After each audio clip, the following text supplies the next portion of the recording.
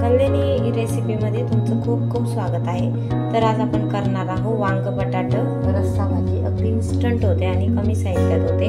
तर त्यासाठी इथे आपल्याला लागणार आहे लसूण, बारीक चिरलेले टोमॅटो, वांग बटाट्याचे काप करून घेतले मी, जिरे, हळद, लाल तिखट, काळा मसाला, मोहरी आणि चवीनुसार मीठ।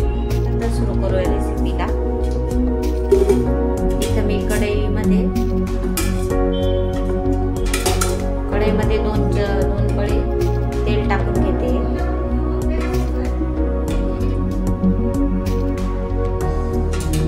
मध्ये तेल गरम, तर मी ते कढईमध्ये तेल गरम करून घेतलेले आहे। तेल गरम झाल्यानंतर त्यामध्ये आपल्याला टाकायचे जिरे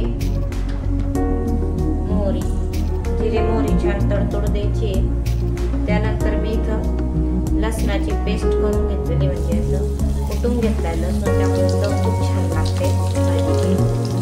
छान चव येते लसणाला। छान लसूण आपल्याला हलवून घ्यायचं आहे, चांगला तडतडून घ्यायचा आहे। तर इथं टोमॅटो छान आपला हे झालेला आहे।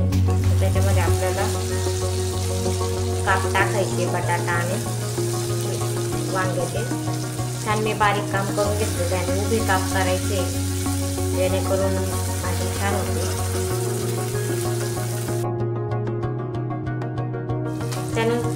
त्यानंतर आपल्याला इथे टाकायचं आहे चवीनुसार मीठ आणि बारीक चिरलेली कोथिंबीर।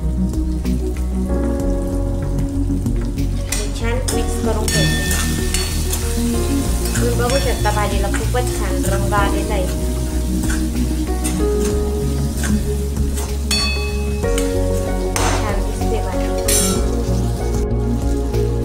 त्यानंतर मी भाजीमध्ये थोडंसं पाणी टाकले शिजण्यासाठी। अगदी थोडं पाणी टाकायचं, जास्त नाही टाकायचं।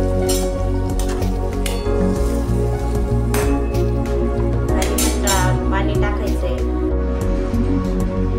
आणि भाजी छान उकळू द्यायची। त्यासाठी आपल्याला इथे 5 ते 10 मिनिटं भाजीवर झाकण ठेवून भाजी छान उकडून घ्यायची आहे।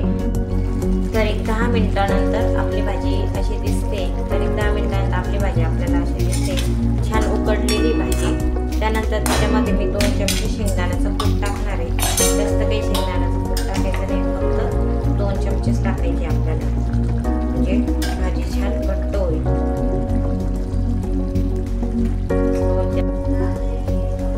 तर तुम्ही इथं बघू शकता भाजीचा कलर खूपच सुंदर आलेला आहे आणि तरी वगैरे पण खूप छान आली आहे। अगदी झटपट होते ही भाजी आणि खूपच सुंदर लागते। चला आपण सर्विंग करूया आता।